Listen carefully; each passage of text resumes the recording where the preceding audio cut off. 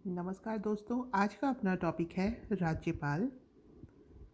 तो राज्यपाल राज्य का कार्यकारी प्रमुख होता है। यह अनुच्छेद 153 में बताया गया है। राज्य की जो कार्यपालिका शक्ति है वो राज्यपाल में निहित होती है।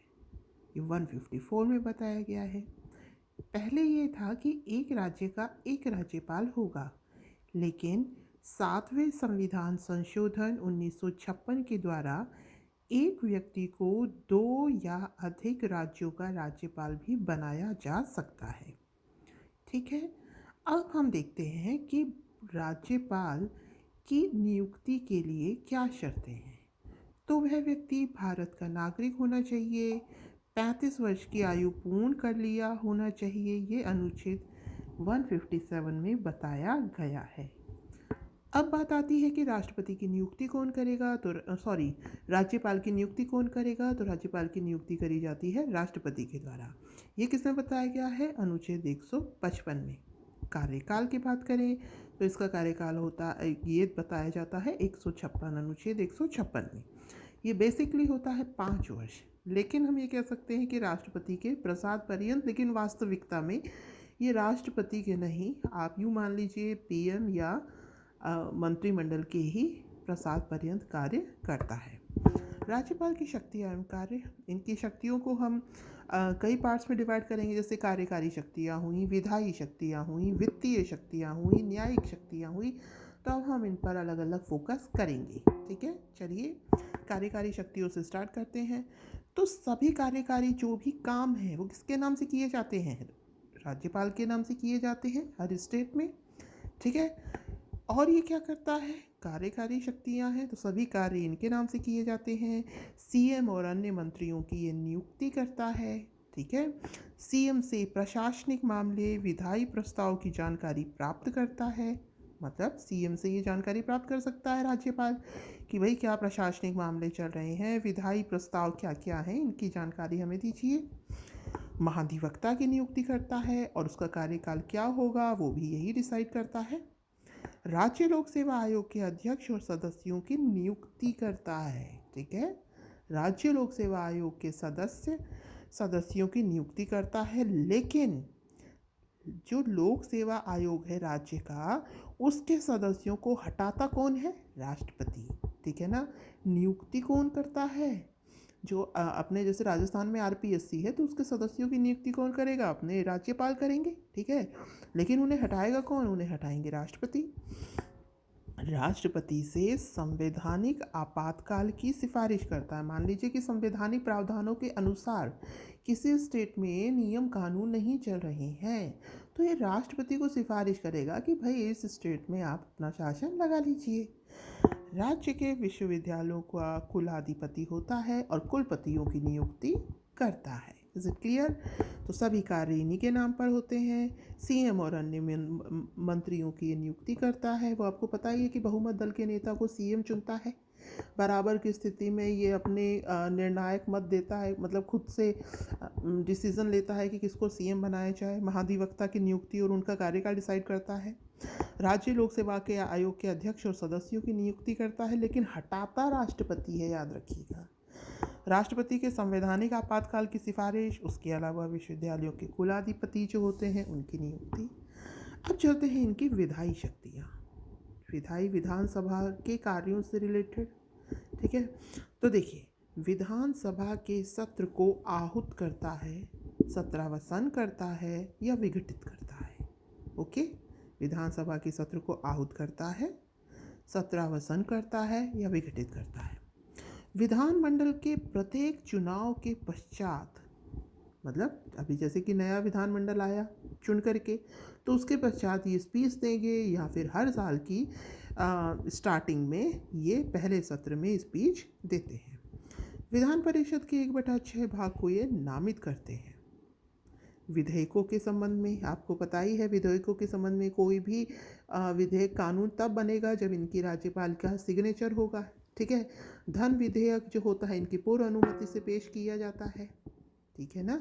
विधानसभा सदस्यों की निर्भरताओं के मुद्दे पर निर्वाचन आयोग से विचार विमर्श करके निर्णय लेता है। मतलब कि मान लीजिए विधानसभा सदस्य हैं, बहुत सारे नियम कानून है कि कोई 6 महीने तक एब्सेंट रहा है, कोई सांसद बन गया है, तो उनके जो भी नियम कानून हैं उनको लागू करवाता है। ये अगर किसी में कोई भी कॉम्प्लिकेशंस होती हैं तो जो राज्य निर्वाचन आयोग है ये उनसे क्या करता है, राज्य निर्वाचन आयोग नहीं, सॉरी, निर्वाचन आयोग, क्योंकि राज्य निर्वाचन आयोग तो नगर पालिका और इनके चुनाव करवाता है, तो ये निर्वाचन आयोग से क्या करता है, उस मैटर को डिस्कस कर कर उसको सॉल्व करता है। अध्यादेश जारी करने की, मान लीजिए कि जो विधानसभा है उसका सत्र नहीं चल रहा है, अचानक से ज़रूरत पड़ गई है किसी भी कानून को लाने की, तो ये क्या कर सकता है, अध्यादेश जारी कर सकता है। किसमें बताया गया है, अनुच्छेद 213 में। यह राज्य वित्त आयोग, राज्य लोक सेवा आयोग, नियंत्रक व महालेखा परीक्षक की रिपोर्ट को राज्य विधानसभा के आगे प्रस्तुत करता है। ये क्वेश्चन आया था, ठीक है, आरएएस के प्री में आया था कि कौन कहाँ पर रखवाता है, ठीक है। तो यह राज्य वित्त आयोग, राज्य लोक सेवा आयोग, फाइनेंस कमीशन, और जो अपने आरपीएससी है राजस्थान की बात करें तो नियंत्रक और महालेखा परीक्षक की, स्टेट्स की, इन सब की, वित्त की, लोक सेवा आयोग की, नियंत्रक और महालेखा परीक्षक की जो रिपोर्ट्स हैं उनको राज्य विधानसभा के आगे प्रस्तुत करता है, ठीक है। कौन करता है, राज्यपाल। तो देखिए, विधानसभा का सत्र आहूत करने, सत्रावसान करने, विघटित करने की शक्ति, विधानमंडल के प्रत्येक चुनाव के पश्चात और प्रत्येक सत्र की स्टार्टिंग में ये भाषण देता है। विधान परिषद के 1/6 भाग को ये नामित करता है। विधेयकों के संबंध में विधानसभा सदस्य की निर्भरता के मुद्दे पर ये क्या करेगा, किससे डिस्कस करेगा, निर्वाचन आयोग से। अध्यादेश जारी करने की शक्ति है इसके पास, और ये अध्यादेश को मतलब जैसे ही सत्र स्टार्ट हो जाता है तो 6 सप्ताह के अंदर इसको क्या कराना होता है, लागू कराना होता है, अदरवाइज ये स्वतः ही खत्म हो जाता है। ये राज्य वित्त आयोग, राज्य लोक सेवा आयोग और नियंत्रक और महालेखा परीक्षक की रिपोर्ट राज्य विधानसभा के आगे प्रस्तुत करवाता है। आगे है वित्तीय शक्तियाँ। तो यह वार्षिक वित्तीय विवरण राज्य विधानमंडल के समक्ष प्रस्तुत करता है। धन विधेयक इनकी अनुमति के बाद ही लोग इसमें विधानसभा में प्रस्तुत किया जाता है। इनके आदेश पर अनुदान की मांग रखी जाती है। मतलब आपको अनुदान की मांग चाहिए तो वो किसकी परमिशन से रखी जाएगी, स्टेट में राज्यपाल की परमिशन से। अप्रत्याशित व्यय हेतु आकस्मिक निधि से अग्रिम की अनुमति देता है।